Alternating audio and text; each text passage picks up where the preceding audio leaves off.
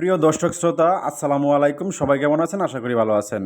আজকে আমি বলবো আমি কত পিস পাখি কিনছিলাম আর কত পিস পাখি পুরুষ হয়েছিল, পার পিস পাখি কয় টাকা করে কিনছিলাম, আর ডিম পাড়ার আসার আগ পর্যন্ত কত বস্তা খাবার লাগছে, সে একটা হিসাব নিয়ে আজকে চলে আসলাম আবারও আপনাদের সামনে। তার আগে বলিনি, যারা আমার চ্যানেলটা সাবস্ক্রাইব করেন নাই তারা অবশ্যই সাবস্ক্রাইব করবেন, আর যারা সাবস্ক্রাইব করে ফেলছেন তাদেরকে জানাই অসংখ্য ধন্যবাদ। চলেন মূল আলোচনায়। তো আমি 1200 কোয়েল পাখি কিনছিলাম, পার পিস পাখি 30 টাকা করে। তো 25 দিন বয়সের পাখি কিনছিলাম, পার পিস পাখি 30 টাকা করে। 1200 পাখির মূল্য হয় আপনার 36,000 টাকা। 36,000 টাকার পাখি আমি নিছি। নেওয়ার পরে 20 দিন লালন পালন করলাম। 20 দিন লালন পালন করার পরে আমি দুইটা ডিম পাইছি। বয়স হয়েছিল তখন 45 দিন। 45 দিন বয়সে আমি দুইটা ডিম পাইছি। তো তারপর থেকে দুইটা, চারটা, 10টা, 20টা এরকম করে প্রতিদিনেই মানে ডিমটা উপরে উঠতেছিল। তো মোট বয়স যখন 55 দিন হয়েছে, তো 55 দিনের দিন আমি মনে করেন ফুল প্রোডাকশনটা পাইছি। তো 45 দিনে আরম্ভ করেছে ডিম পাড়াটা, আর 10 দিন লাগছে মানে ফুল প্রোডাকশনটা আসতে।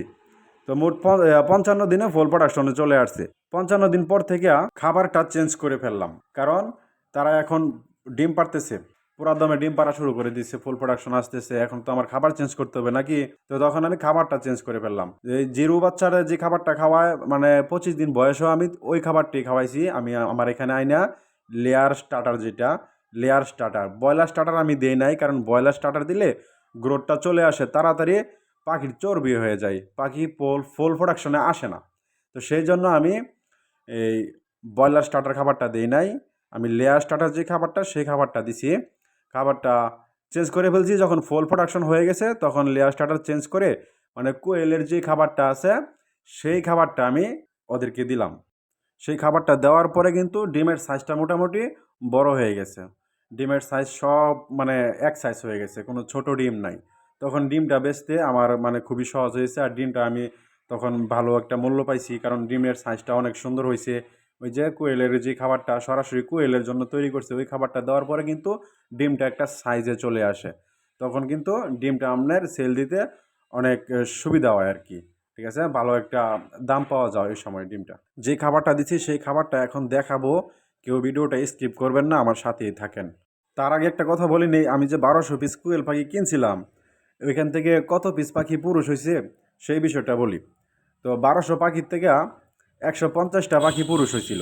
তো এই 150টা পাখি মানে 35 দিন বয়সে, 30 কি 35, ওই মানে ওই সময় ওই পাখিগুলি আমি বিক্রি করে দিছি, পুরুষ পাখিগুলি বিক্রি করে দিছি।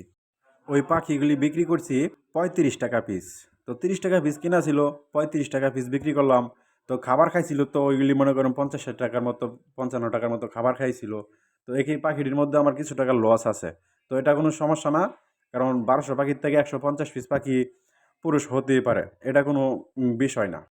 তো আসেন খাবারের আলোচনাটা করি। আমি যে খাবারটা দিলাম ডিম ফুল প্রোডাকশন পাওয়ার পরে 55 দিন পর থেকে আমি এই খাবারটা দিছি। এই খাবারটা হলো আপনার ক্রাউন কোম্পানির এলিগেন্ট খাবার। ঠিক আছে, কোম্পানিটার নাম হচ্ছে ক্রাউন। তো নারিশেরও আছে, আপনারা যার মানে যেই কোম্পানি ভালো লাগে, যার কাছে যেটা ভালো লাগে আপনারা সেটা খাওয়াতে পারেন। আরও অনেক অনেক কোম্পানিরও আছে। তো আমি ক্রাউন কোম্পানির যে খাবারটা এটি খাওয়াইতেছি। ওইটা আপনার খুবই ভালো, দেখতেও ভালো, এটার দানাটা একদম ছোট ছোট দেখেন। এই খাবারটা খাইতে কিন্তু কোয়েল পাখি অনেক পছন্দ করে। খাবারটা কেন পছন্দ করে? খাবারের সাইজটা কিন্তু জিরো, জিরো বাচ্চাদেরকে মানে যে খাবারটা দেয় ওই রকম একটা সাইজ। এই দেখেন দানাটা একদম জিরো জিরো। ঠিক আছে, এই খাবারটা কিন্তু কোয়েল পাখি ছিটায় না। ঠিক আছে, নষ্ট করে না, খাবারটা অপচয় করে না। এই খাবারটা খাইতে তো অনেক ভালো, এই জন্য অপচয় করে না। সেই জন্য বলছি আপনারা ভালো একটা মানের খাবার দিবেন। ঠিক আছে, ভালো মানের খাবার দিলে আপনার পাখি সবসময় সুস্থ থাকবে। ডিমের সাইজটা কিন্তু অনেক সুন্দর থাকে। ঠিক আছে, ডিমটা সেল দিতে মানে কোনো কষ্ট হয় না, আপনি ভালো একটা দামে ডিমটা সেল দিতে পারবেন। ডিমটার সাইজটা থাকবে বড়ও না ছোটও না, মিডিয়াম পর্যায়ে থাকবে। আর ডিমটা বড় হওয়া হচ্ছে কি এটা আপনার কাছে। ঠিক আছে, আপনি যদি খামারে অনিয়মিত খাবার দেন, ঠিক আছে, খাবারের কোনো টাইম নেই, ওভার খাওন দিতেছেন, আপনি খাবার রেখে দিচ্ছেন, বেশি করে খাবার দিচ্ছেন, এই খাবার খাইতেছে অল টাইম। ঠিক আছে, খাবার শেষ করে নাই, আপনি আবার খাবার দিয়ে দিচ্ছেন। তো এরকমভাবে যদি খাবার দিয়ে দেন, সবসময় খাবার রাখেন, তাহলে কিন্তু আপনার ডিমের সাইজটা ওভার সাইজ চলে আসবে। এই ওভার সাইজ চলে আসলে কিন্তু পাখি মারা যাবে। তো পাখি ডিম পাড়তে অনেক কষ্ট হইব, পাখির তুলনায় ডিমটা অনেক বড় হয়ে যাবে। তো অনেক কষ্ট হবে ডিম পাড়া। তো সেই কারণে কিন্তু পাখি আপনার খামারে 1টা 2টা 4টা 5টা করে প্রতিদিন মরতে থাকবে, ঠিক আছে? প্রতিদিনই আপনার পাখি মারা যাবে। তো এই জন্য আপনি খাবারটা কিন্তু অল টাইম দিয়া রাখবেন না, খাবারটা টাইম টু টাইম দিবেন। খিদা লাগিয়ে লাগিয়ে তারপর খাবার দিবেন। সকালে খাবার দিছেন, এই খাবারটা শেষ হয়ে যাক, 10টা বাজে মনে করেন খাবার নাই, আপনার পাখি খাবারের জন্য হইচই করতেছে, তো তখন কিন্তু খাবার দিবেন না। তো আপনি কি করবেন, 1টা বাজে খাবার দিবেন। আর পাখি খাবারের জন্য পাগল হয়ে যাবে, কিন্তু খাবার দিবেন না। আপনার খিদা লাগিয়ে লাগিয়ে খাবার দিবেন, তখন দেখবেন আপনার পাখি সুস্থ থাকবে, খাবারের রুচি সবসময় থাকবে, ডিমও ভালোভাবে পারবে। মানে আপনার খামারে সবসময় পাখি সুস্থ থাকবে, পাখি নষ্ট হবে না। অল টাইম খাবার রাখবেন না, ঠিক আছে? অল টাইম যদি খাবার রাখেন তাহলে কিন্তু আপনার পাখি অল্প দিনে নষ্ট হয়ে যাব, ঠিক আছে? বেশি দিন লাস্টিং করবে না পাখি। আপনার পাখি দেখা গেছে 3-4 মাসে আপনার পাখি মানে ডিমের প্রোডাকশন নিচে চলে আসছে, পাখি খামারে নষ্ট হয়ে যাবে, কিছু পাখি মারা যাবে।